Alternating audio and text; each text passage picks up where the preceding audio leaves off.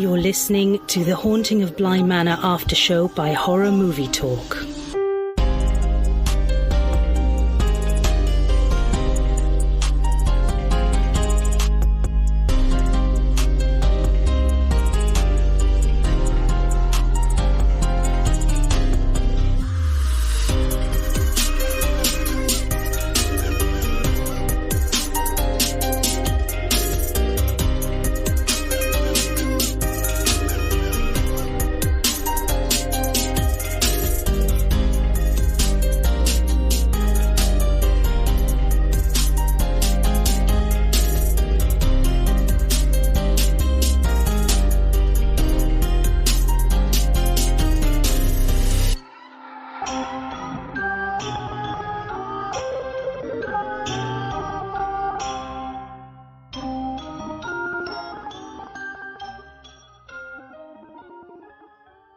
Hello, and welcome to Horror Movie Talk Special, The Haunting of Bly Manor Aftershow. On a normal episode of Horror Movie Talk, we would review and discuss one horror film in great detail. But for this series of 10 episodes, we will be having an opinionated and accidentally funny discussion on each episode of The Haunting of Bly Manor. We'll also be throwing in some interviews of the cast and crew for good measure. Your panel of expert hosts each week are the man who sits across from me, Dr. Bryce Hanson. Hello, Governor. He holds a PhD in spookology. And, of course, me, Professor David Day, the foremost expert in scare no-nos. So, without further ado, The Haunting of Bly Manor Aftershow with Horror Movie Talk. So today we've got a great episode for you. This is episode 4. I do wish they had named these. If they did, this would have been called the Dani episode. Dani, I thought this was the Hannah episode. No, that's 5. You're thinking That's 5? of 5. Yeah. Okay. And the way we will break down this episode is we'll start out with... Oh, yeah, that's right. This is like the Mirror Man episode, really. Yeah. Hang on. Wait for it. What could he be playing? The Man in the Mirror.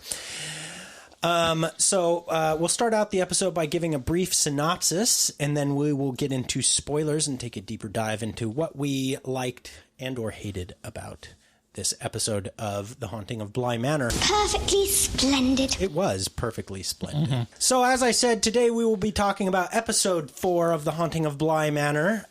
This is like I said, this is a really Dani heavy episode.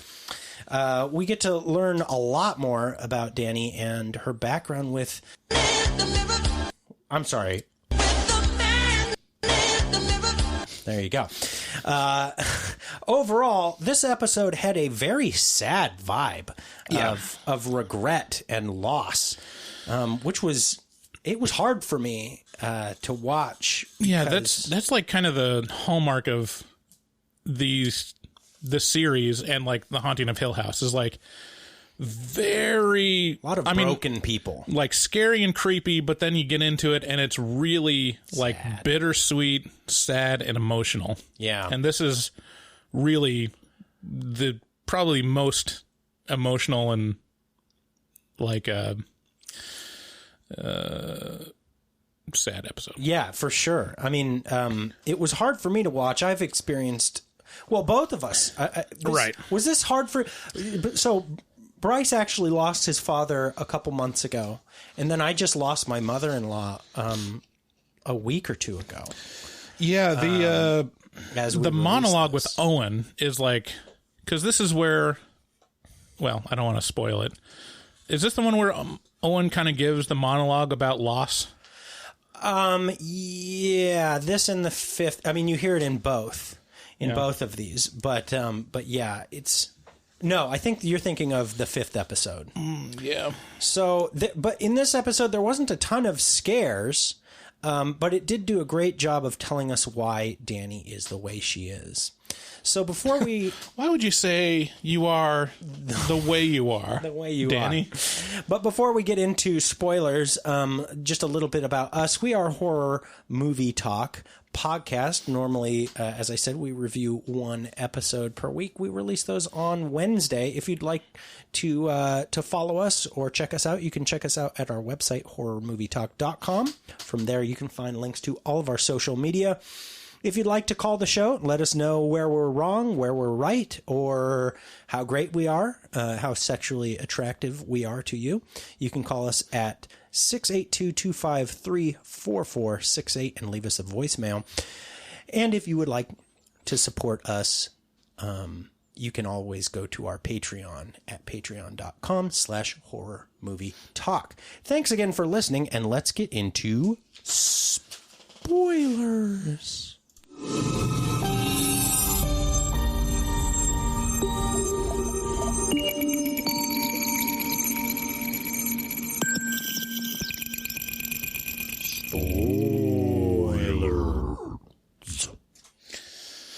You know, we haven't mentioned, I believe it was our first episode of Horror Movie Talk, was another gothic horror movie, The Little Stranger.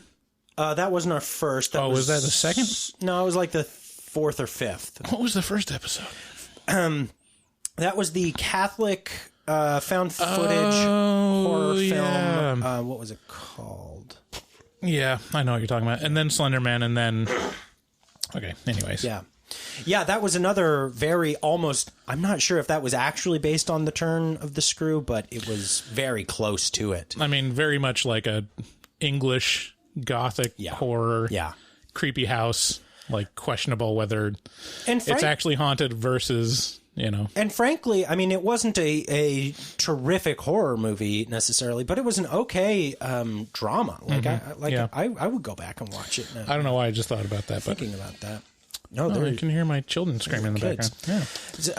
But fittingly, this episode starts out with two kids, and they're talking about what? They're talking about glasses. Yeah, it's Dani as a little girl, and her friend. Now we're talking real little. They're like, I don't know, 7 or 8. Yeah, something like that. And let's see here. I can't remember the name of that boy. He's they don't have in his IMDb. I think it's like Ernest or I don't know. I'd have to go back to the credits. Some of these, like the IMDb is not filled out yet, so it's got like out of 20 actors that it has, it's probably only got like 7 people that are named what their characters are. Right. And so it's clear that these two little kids, one of them is Dani and the other one, they like each other, they're good friends, they're playmates. Yeah. And especially this is the origin story of the glasses. Yeah, like this is the startup. Yeah, so it shows him as he's just getting the glasses and she's like, so you gotta wear them all the time now? And he's like, yeah, basically. Yeah. And she's like, can I try them on? And I mean, when you try on someone else's glasses, it's like, oh, the world's all wiggly wobbly. How do you do that? And of course the other person is like, no, it just clears things up for me. Mm-hmm. So then we get a smash cut to an engagement party. Now this fooled me at first. I thought it was a wedding the way it was set up. But it was not. This is an engagement party. Oh. I think this will have fooled a lot of people. Because I thought it was a wedding too until now that I think of it, like, oh yeah, they're not married yet. Right. And this is like the moment where it really like highlights the time period. They kind of slow play it like what era this is in. Yeah. It's kind of hard to place because they're in this spooky old mansion and driving like really old like Rolls Royces. Yeah, but also the style, right? The pants that are being worn you're like, that's not quite not up to par. So really. Those are mom jeans, hardcore. Yeah, it's weird the time frame because the whole series starts out in like 2007. Like, okay, why? There's no all right, and then it goes back to this story, which I'm pretty sure is placed In the 70s. Late 80s. Well, yes. So the current time, like the present time that most of this show is played out in, and it might be early. It might be early 90s too, because the 88 to 90. This engagement party, I took notes because it very prominently plays Cyndi Lauper, and it plays Steve Winwood's "The Power of Love," and so that's about 84, 86, something like that. Power of Love is 87, I think. Or 86, 87. Which so would make sense. At the very least, it's late 80s when she's having this engagement party, which is several years before the events of everything else. Right. I'm pretty sure. Because between that time and now, she got a job as a teacher, I think. And then, it's kind of hard to place exactly... quote unquote present day in The Haunting of Bly Manor is, I think it's 1988. Yeah, somewhere in the late 80s, early 90s. Like, there's not like hypercolor shirts, so it's probably not really into the 90s. It feels very late 80s. Yeah. So, but it's not made a big deal of. So, as I said, we smash cut to an engagement party, and this is the two little kids all grown up. This is Dani and her fiance, and he's wearing the glasses that Flora broke in the third episode. Well, she didn't break them, right? Well, she they were broken as she was wearing them, or not the third episode. The second episode, I believe, is the one where she broke or had these glasses that were broken, and so now we know who the man in the mirror is. Yeah, it's her fiance. Her fiance. And Miles, let's see here. So there's a lot of this episode is just, I mean, they're all a lot of jumping back and forth in time, but to me, this one is just like a constant bevy of like jump back, jump forward, jump back, jump forward. Yeah. So the two main like storylines, like the A and B storylines are A is Dani and her fiance, and the B storyline is Owen, his mother dies. Right. Yeah, and so at this engagement party, Dani's soon-to-be mother-in-law offers her a her wedding dress, and she's like, "Hey, all I have is boys. I was going to save my wedding dress for my little girl, but I don't have any little girls, so I think you would fit this dress better than any of my boys, except for this one who's questionable, who's like maybe gay." And it's like, okay, well, I guess that's a pretty late 80s thing for you to say. But so then we smash cut to the current day at Bly Manor. So I think it's 88. That's my best guess. And the gardener is judging her dress for a funeral. So Dani's getting dressed up for a funeral. But whose funeral? I think it's Owen's mom. Owen's mom. Yeah, Owen's mom has just died in the last episode. Right. He gets the call the last episode, I'm pretty sure. And Dani is going to go with the gardener, Jamie. So there's a little bit more pinky touching going on here. They're kind of like, she's like, "Boy, you're kind of dressed kind of sluttily." Yeah. She's like, "Well, it's the only dress I have. It's the only black thing that I have." And she's then like, the gardener's like, "You don't really have to go," which is great. Can we have more of this? Of just like, it's okay. Like, you don't. Yeah, it just excuse people. It's not a big deal. And like, so she ends up not going. And also Hannah doesn't go to this funeral. So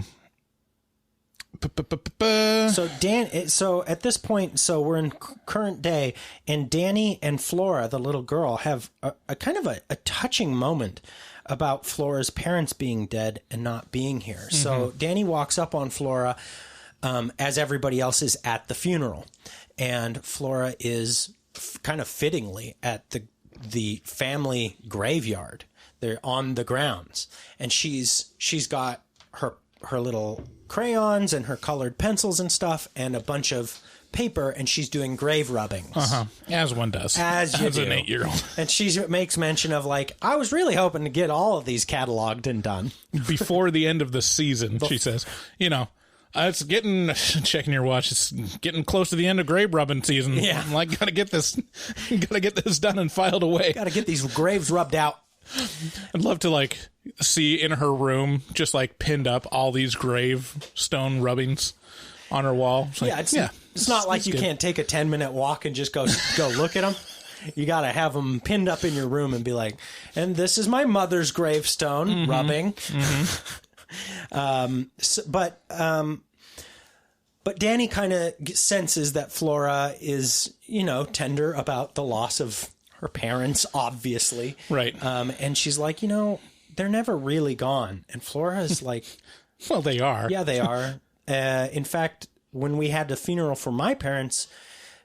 They couldn't bring the bodies out here, so we just had to pretend that these 2 empty caskets had my parents in it. And Dani was like, well, but, they're always with you. And she's like, no, they're not. Yeah, Flora is definitely more knowing about the afterlife than Dani. She's like, yeah, I get it. It's make-believe. It's make-believe. If you have to make-believe, Dani, we can do that for you. But I get it. Yeah. Like, if you're a little kid and your world has just been torn asunder by your parents dying, and you just have disappointment after disappointment. Boy, man, I can see really going down this really, dark path of like, no, it's not real. Like, but also, no, she actually has knowledge, because it's like, it's the same thing with Miles in episode... That's true. Episode 2, was it? They're all kind of 2 Miles was the episode. Where he's like, so why don't the good people get to come back? Because they have experience with all these like kind of nefarious or pissed off ghosts. They're like, why aren't all the normal ghosts that like me?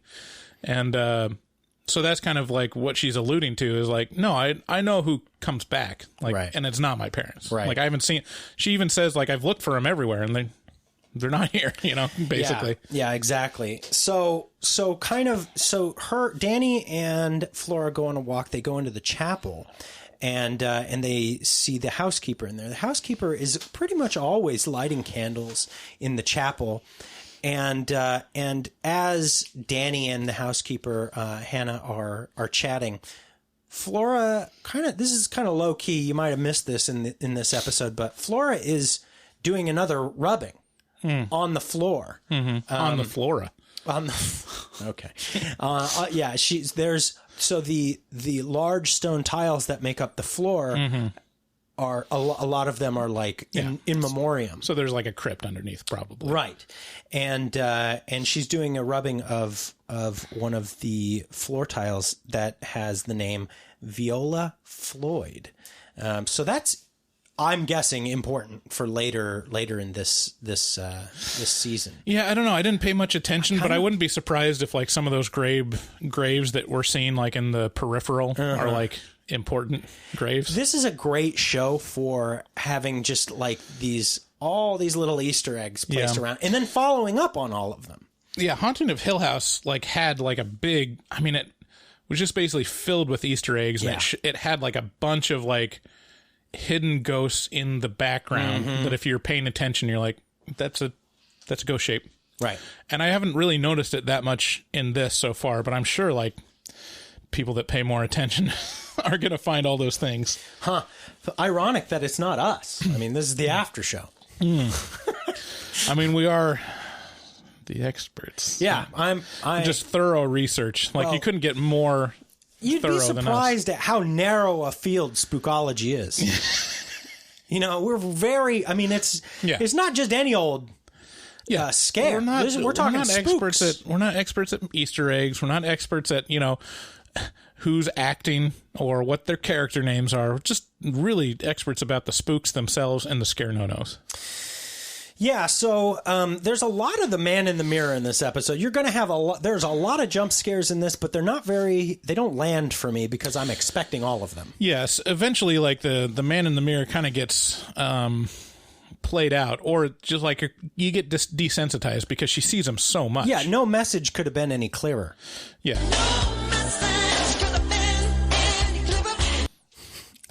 What does he say? No message from the man in the glibba? No message could have been any clearer. That's ironic that that's what it actually says. Yeah, it's actually what it says. So at this point, Dani's freaking out all over the place, and she keeps thinking she sees the man in the mirror, and she goes. At one point, she sees him, and she's like, I'm going to beat him to the door, because she thinks it's Peter Quint. Right. Stalking around, kind Right. of. Or at least she thinks she sees Peter Quint at one point, Right. stalking towards the door. She runs over there, opens the front door with like a sword. Well, she's got like the fire poker. Yeah, the fire poker from next to the door. She opens it, and it's just Owen, the cook. And No one's like, Jesus Christ. but he handles it really well. Like, he's really good natured about it. He's like, no, I'm impressed. If anything else, I mean, if I had been Peter Quint, who we all assume is, and by the way, the phone keeps ringing. We haven't brought this up yet, but the phone at this fucking house is off the hook, and there's never anybody on the other line. What is that about? Can you figure that? It explains it. That's in a later the 6th episode? Yeah, I think so. Oh. What was I going to say? I'm kind of jealous of corded phones now. Are you? I kind of liked having like a corded phone. If I could, I would get one of those like real generic like desktop. Yeah. Like, well, you could. It's kind of hard holding like just a flat, a slim square rectangle up to your face. It's like kind of nice having ergonomic, like a handle. Well, not only that, but damn it, those things were reliable. Yeah. And now every call has to start with, hello. Can you hear me?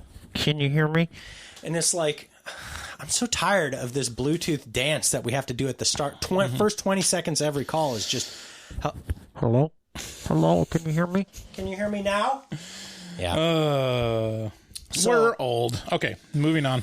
So anyway, Owen has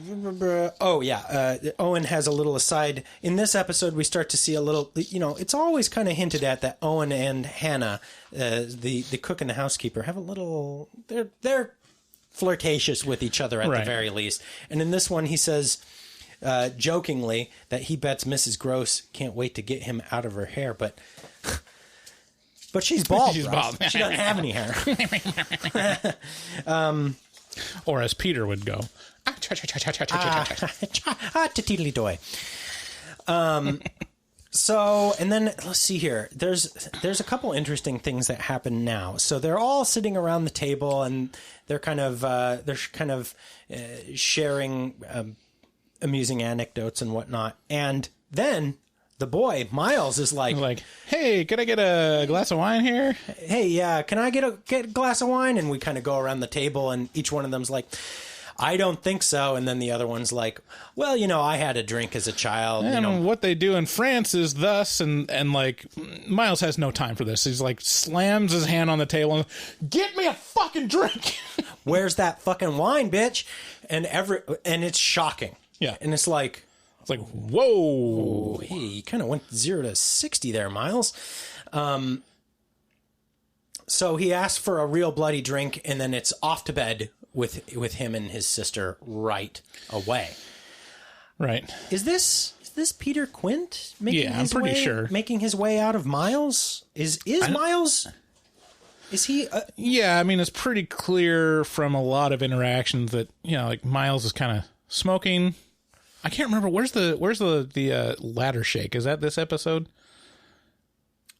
So yeah, he shook the ladder on the groundskeeper, and she got down off that ladder, and she was like, "I will fucking murder you if you shake a ladder with me on it again." Right, and he's which is the proper reaction. Oh yeah, and he plays it so cool each time. He's like, "Yeah, whatever." Yeah. Oh, look at you getting so upset. You're pretty when you blush. Right. And she's like, Jesus Christ, I would choke that kid out. I wouldn't choke him out. I would send him to his room. Sure. So the reaction is correct to send the kids to bed, and now we get a close up of her dollhouse. And let me just say, if having an amazingly intricate dollhouse, never a good sign in any horror show or movie. Right. It's always leads to bad things. Right. Let's see here. What are so the two shows or movies that come to mind recently with dollhouses prominently are Hereditary and The Lodge.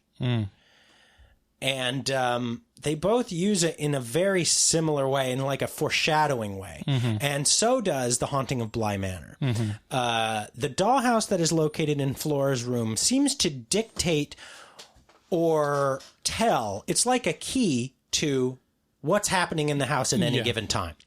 Or just where each character hangs out. Right. Yes. But it seems to work independently of Flora. Right? Yeah. Flora wakes up at night. Dolls are just moving all over the place in this dollhouse. Flora wakes up at night and she looks in the dollhouse and she realizes Dani isn't in her bed, and she's like, where's Dani? Then she looks all through the dollhouse and she's downstairs. That's not good.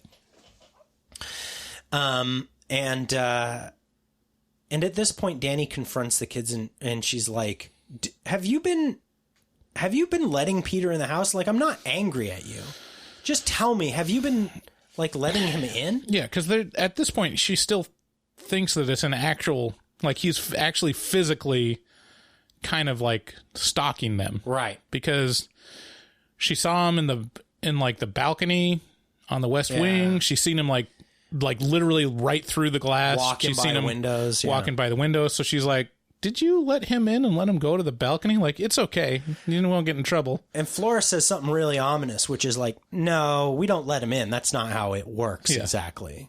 Like, so it's like vampire rules. Yeah, there are machinations going on here, but I think what she's hinting at is, no, he's already in. Like, he's my brother, kind of. You know, like, he's already in the house.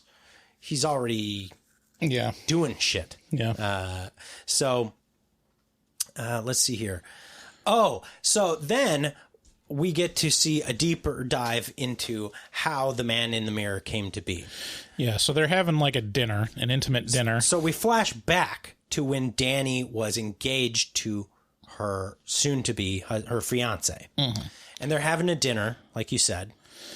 And she's like real nervous. They're ordering dinner. Yeah, and he's like talking about like, oh, you're doing so great with the wedding. Thank you so much for, planning all this stuff. I'm really excited. Like, aren't you excited? Blah, blah, blah. And then Dani's like,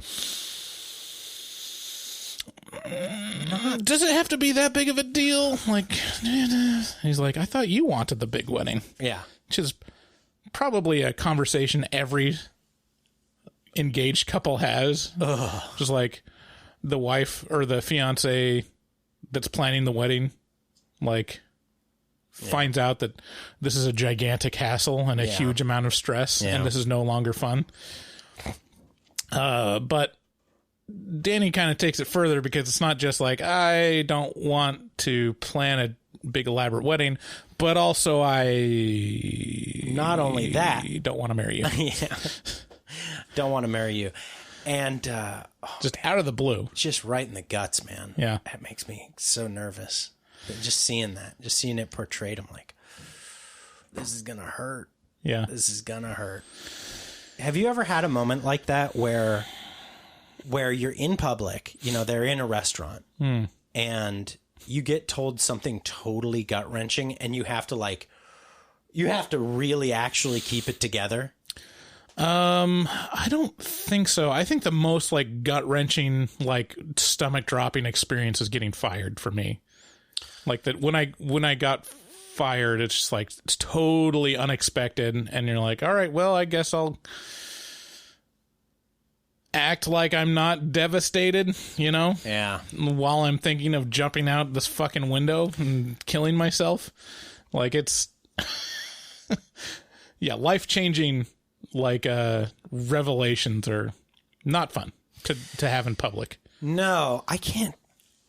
Especially when it's so final. It's like, no, this decision has been made. Yeah. Like, there's no point in talking about it, Yeah, I can't think of one personally. I mean, I can think of ones that are like, they're just not on par, but like most of them happened with dates in high school, where it was like, I don't know. Just the girl, you can just tell that the girl's just not having it. I did not have a lot of experience dating in high school, but I did go to some of the dances, Yeah. And one of them was like, this girl basically asked me out because she wanted to go and no one had asked her. And so it was like, oh, dude, I had so many of those. They had like a whole production of like, oh, Bryce, they had like signs everywhere like, if you asked her, she would say yes. And then, so I asked her and we went, and it was fine. She was a nice girl, and like we're pretty, like we weren't really friends, but we're in choir together. And then one of the most like quietly devastating experiences of my life was dropping her off, and like I had no like intentions on like, no, I mean we're not even friends. It's not like, right, I'm not gonna like get a kiss or something. And I think, wow, where is this going? I am on pins and needles. I think I went in for a hug, and she like jumped or like shuddered like, and like I think held out a hand to shake my hand or something like that. But it was like, oof, dude. Also, I completely understand, but like that's pretty like, okay, yeah, we know where we are. Well, but not only that. Look, I mean, there's a lot there's a lot of hindsight in this for me now. Because in the moment, that says a lot. You know, it's like, oh, she finds me repulsive. But really, looking back at this, there's probably just, I mean, especially for the girl, there's a lot of energy built up around this moment. Where it's I don't want to give the wrong signal, is what it is. Right. Like, potentially I want to make it could be disgust clear. at you. Right. That's... It could be the obvious. I mean, really, it's the most likely scenario.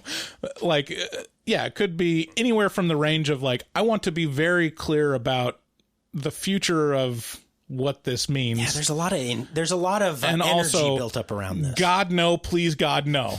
Like, somewhere in between those two, I mean, not extremes. Those aren't that far apart. But, yeah, that's rough. Yeah, it is rough. So at this point, we go out to the car. The couple, Dani and her fiance, are in the car, and she's basically saying, "Look, I'm sorry. I'm sorry. Like, I know we've known each other since we were little kids, but this is all just so much."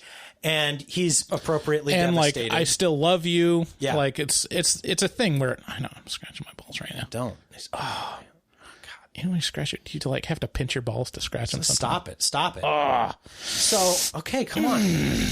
Oh, God. Oh my God. They're really itchy. I gotta put some powder down there. Yeah, powder. So anyway, so Dani's like, I love you. It's not you, it's me.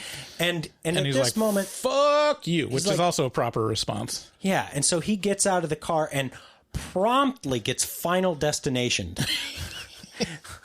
Yeah. He, as soon as he opens the door, he does a quick look at her, and a reflection of some headlights glint off of his glasses into her eyes, and then boom.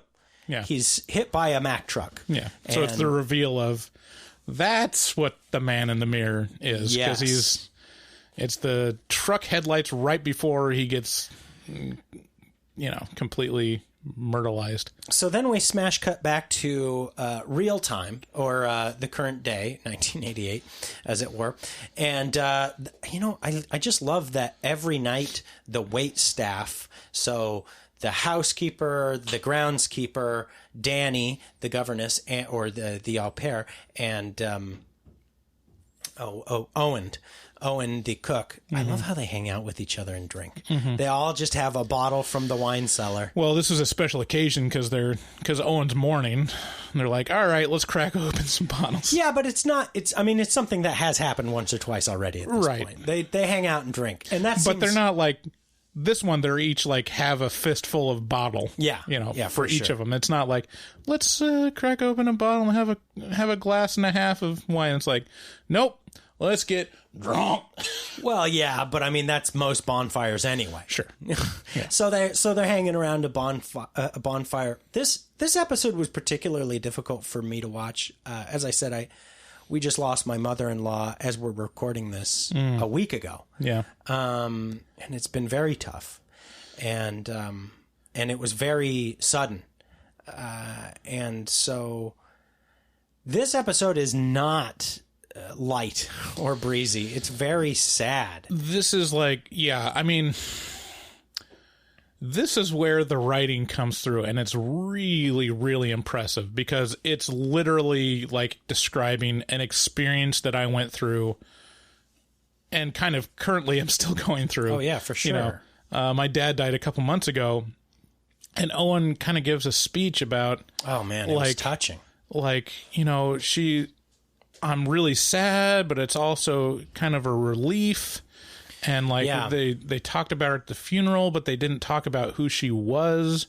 They didn't mention, like, all these things and that she was to me because she had Alzheimer's and all that stuff, like, faded away. And so, like... It's a complicated series of emotions, right? Yeah. Because it's like... I'm sad, but I'm happy. Yeah. I'm incredibly devastated, but I'm a little relieved. Right. Like it's... Yeah, and just like the reality of watching someone slip away physically and mentally. Yeah. Like my dad, I mean, I was, you know, a caretaker for him while he was in hospice with my mom. Me and my mom were his caretakers, and it went from like kind of being there, but not like 100%, but still able to like kind of hold a, you know, decent conversation to just slipping away to where there's nothing left. Yeah. Except just a body grasping onto life.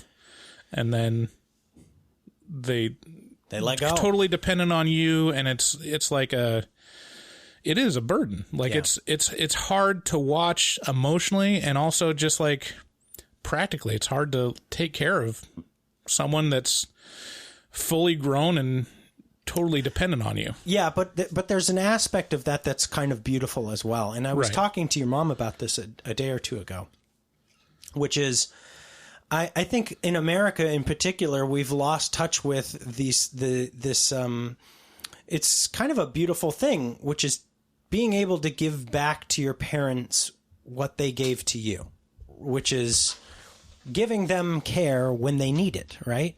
And which is kind of at the end, and it's a beautiful thing that other cultures put a lot more emphasis on than we do in America. In America, I think in the 50s and 60s, it was very sterilized. You know, it's like, and stigmatized of like, oh, you don't want, we put our old people in a home and take and give them the dignity the ability to die with their dignity. And it's like, there is no dignity in death, really. Yeah, really the real solution is an add a stupa. Just, you know, just push the old people off a cliff. There you go. Yeah. The Swedish tradition. Mm-hmm. Yes. Say hello to we got to say hello to Magnus and give him a shout out for his podcast. If you speak Swedish, Filmklubben. Yeah. Yeah. So check that out. There was one line in particular that Owen says that like really like it hit me right in the gut, because he's talking about basically caretaking of like holding on to her and her being like, it's like a husk. Heavy, like literally like physically heavy. And then he describes it as, you know, she was my anchor, but also I suppose my burden. Yeah. And it's like that. I'm going to tear up, because like, that's exactly what it's like. It's like you think of this person that's such an established figure and an anchor in your life. Yeah. And then you're in this position where you have to take care of them, and it's a burden, and like all you have is thinking back on what you had before. Yeah. And then they're gone. Yeah. And when they do go, it's obviously it's very sad, and everybody goes, "Oh, well, that's a very sad thing." But also it's a huge relief for you, because you're witnessing the end of their life, and that's a horrible thing to have to witness for a long period of time. Right. You know, and so there's just this mix of emotions, and this episode does a great job of kind of distilling all that into these beautiful speeches. Yeah, this series, and you know, same with Hill House, and it's just so impressive how good the writing is, and how well this is framed, and like it just makes. I mean, I just gotta like just appreciate Mike Flanagan. Yeah. Like, it's literally, I can label it as genius, that he is so adept at formulating this bittersweet, like, framework of, like, yes, it's spooky, it's creepy, but it's also, like, very emotional, and then at the end kind of has, like, a cap of, like, this is what it all means. Yes. You know, this is what death means. Right. This is what loss means. Right. And this is how you're haunted. And that's by such it. a complex thing to have to Right. encapsulate. Death. It's like, this means so many things in so many ways, and it's so complex, but he manages to do it. Yeah, and it's like when you think about, you know, ghosts and stuff, yeah, it's spooky and it's like, oh, that's weird and paranormal, but also like there's always also something bittersweet, like, oh, there's unfinished business. Yeah. Like, who was this person? Yeah. Like, why are they still around? What does that mean? What does it mean to not be alive and the still ghost is here? with you. You know, Right. it's the memories you carry with you. You Right. know, that's the ghost. And it's of so these much. people. I mean, it's so much easier to be like Conjuring and be like, Oh, yeah. oh, there's a spooky house and stuff jumps out at you. Yeah. Like, that's it. Like, a ghost exists, Right. and we gotta talk about it, and like, it's gonna attack you, so we gotta make sure that it doesn't attack you. But the it's like, complexity is, no, in reality, the ghost is with you. It's in you. yeah, and it's the ghost, your memory of these people. the complexity comes from the ghosts have motives, but it's not necessarily to just scare you all the time. Right. Yeah. It's like they've got power over you. they've got stuff they want to do Right. or experience. So yeah. So, that's there's really two large parts left to talk about of this episode, maybe three. We get to see, we go back to Dani's fiance's funeral, and we get to see, oh wow, the man in the mirror is with her right away. She's, Yeah. you know, as people are consoling her at the funeral, she can see him in the mirror behind her with his hand on her shoulder, Right. haunting her. Yeah. And that's the memory of him, but also, it's kind of him. Yeah. It's very real. Right. And it's real to her. Right. And then, so we get into this relationship she's forming with Jamie in real time at Bly Manor, which is kind of a little bit of a So yeah, that's like love story between them. Yeah, that's kind of the reveal, is that Dani is, and this is the late 80s, not a very friendly time for homosexuals. Like, she's kind of either figuring out or becoming more open about being a lesbian, and Jamie is kind of courting, Yeah. or they're courting each other. And so that's kind of the answer with, like, well, yeah, that's why she doesn't want to marry her fiance, because she's probably not It could bi. be, She's yeah. like literally, It could definitely be a big factor into it, in it, and it might not be that she's at least maybe bi, you know. So who knows? Right. But it's definitely a good illusion. yeah, it'd probably be a good bet to just say, like, she's lesbian and not into being married to a guy Maybe. and like living a lie. Yeah. Because, like, she did say she loves him, you know? Yeah. You know, it's, yeah. Anyways.